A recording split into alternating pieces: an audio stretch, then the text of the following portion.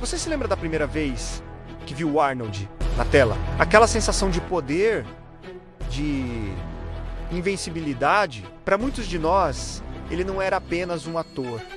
Era um herói da nossa infância, da nossa juventude. Um gigante que nos ensinou que com determinação tudo é possível. Mas, e quando até os nossos heróis tropeçam? Essa é a história que vamos contar hoje. Uma jornada nostálgica, mas também um pouco dolorosa. Se você também cresceu com os filmes do Arnold e quer reviver essa época comigo, já deixa seu like e se inscreve no canal. Confie em mim, essa conversa vai mexer com as suas memórias. Vamos começar essa viagem no tempo, início dos anos 90.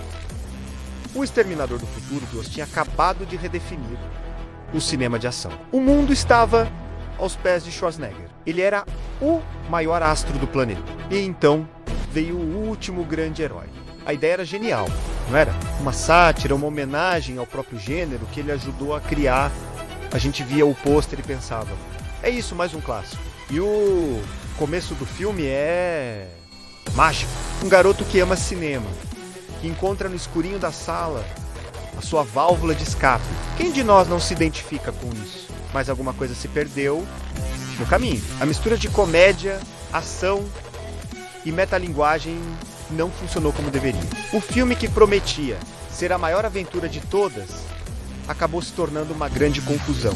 E o mais triste não foi o fracasso de bilheteria, foi ver o nosso herói. Aquele que parecia infalível, de repente, parecia vulnerável. Foi um dos primeiros momentos em que a armadura de titânio do Arnold pareceu ter uma rachadura. E para nós, fãs, foi como ver um amigo querido tentando algo novo e não dando muito certo. Dói um pouco, né? Depois desse tropeço, veio um filme que, até hoje, divide opiniões de uma forma brutal. Batman e Robin. Ok. Tecnicamente o filme é do Batman. Mas a presença do Arnold como o Senhor Frio é tão marcante, tão exagerada, que é impossível não associar o filme a ele. Lembra da expectativa? Arnold Schwarzenegger, o maior astro de ação do mundo, como um vilão icônico do Batman. A nossa imaginação foi a loucura. A gente esperava algo sombrio, ameaçador, talvez trágico. E o que recebemos? Um desfile de trocadilhos com gelo e um visual que parecia ter saído de um carnaval futurista. Qual é a previsão do tempo? Uma fria. Cada frase era um suspiro de decepção. Não era culpa do Arnold. Ele fez o que o roteiro pedia. Ele abraçou o exagero, mas para quem o viu como o Exterminador, como o Conan, vê-lo reduzido a um vilão caricato foi estranho. Foi a confirmação de que algo em Hollywood estava mudando e talvez o nosso herói estivesse sendo pego nessa maré de filmes cada vez mais bobos. Aquele Senhor Frio não era o vilão que temíamos, era o tio do pavê nas festas de fim de ano. E isso quebrou um pouco da magia. Avançando um pouco no tempo, chegamos em O Fim dos Dias, final dos anos 90, a virada do milênio, o bug do milênio. Lembra daquela paranoia toda? O clima era perfeito para um filme de suspense apocalíptico. E quem melhor para enfrentar o próprio diabo do que Arnold Schwarzenegger? A premissa era incrível. Arnold, mais velho, mais cansado, interpretando um personagem quebrado, alcoólatra, assombrado pela perda da família. Era a chance dele mostrar uma nova faceta, mais dramática. Em alguns momentos, ele consegue, a gente vê a dor nos olhos dele, mas o filme se perde. Ele não decide se quer ser um terror sobrenatural sério ou mais um filme de ação com explosões. O resultado é um meio termo, que não satisfaz ninguém. A gente queria ver o Arnold lutar, sim, mas queríamos sentir o peso daquela batalha espiritual. Em vez disso, tivemos uma luta genérica, que poderia estar em qualquer outro filme de ação da época. Foi uma oportunidade perdida. A chance de reinventar sua carreira com um papel mais profundo acabou se tornando apenas mais um filme. E a gente ficou com aquela sensação de quase foi um filmaço. Quase vimos um novo Arnold, mas ficou no quase. E agora um que talvez muitos de vocês nem lembrem, um que já diz muito. Junior, Sim, o filme em que o Arnold fica grávido. Eu sei.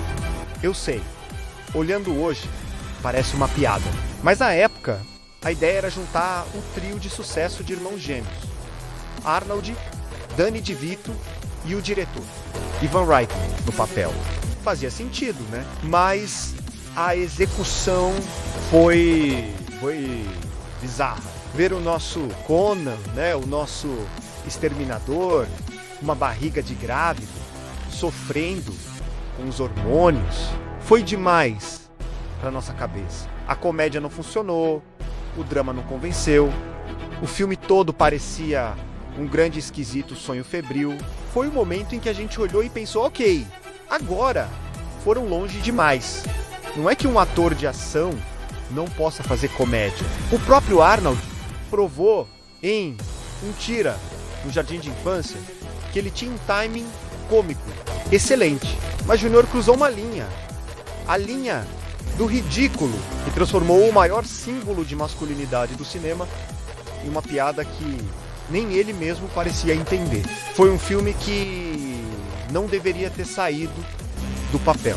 E para nossa memória afetiva, foi um golpe duro. Depois de um tempo afastado para ser governador, a gente esperava um retorno triunfal, o retorno do rei.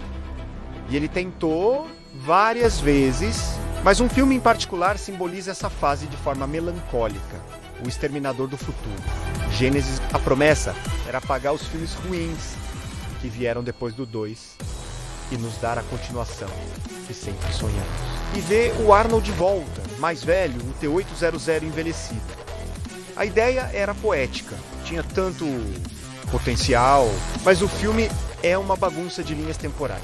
Personagens sem carisma, uma tentativa desesperada de recriar a magia do segundo filme, mas sem entender o que o tornou tão especial. O mais triste é ver o Arnold. Ele tá lá, ele se esforça, ele entrega a sua frase icônica, mas ele parece um fantasma do passado, preso em um filme que não o entende, que não o respeita. É como visitar a casa onde você cresceu e descobrir que os novos moradores pintaram tudo de uma cor estranha e jogaram fora suas coisas favoritas. Aquele não era o exterminador que amávamos. Era um eco, uma cópia sem alma. E foi doloroso assistir. Olhando para todos esses filmes, a gente não sente raiva, a gente sente uma pontinha de tristeza, uma nostalgia agridoce, porque cada um desses tropeços nos lembra do quão alto ele chegou. Nenhum desses filmes apaga o brilho de O Predador, de Comando para Matar, de O Vingador do Futuro. Eles apenas nos mostram que até os maiores ícones são humanos.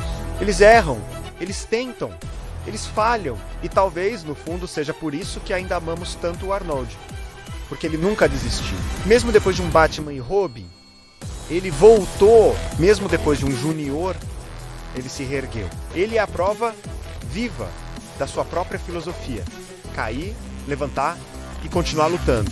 Esses filmes podem não ser os melhores, mas eles fazem parte da jornada, a jornada do nosso herói. E aí, essa viagem no tempo mexeu com você? Te trouxe alguma lembrança? Me conta aqui nos comentários qual desses filmes mais te decepcionou na época. Quero muito saber a sua história. E se você, assim como eu, acredita que as histórias por trás dos filmes são tão fascinantes quanto os próprios filmes, se inscreve no canal, a gente tem muita memória para compartilhar. Obrigado por assistir e até a próxima.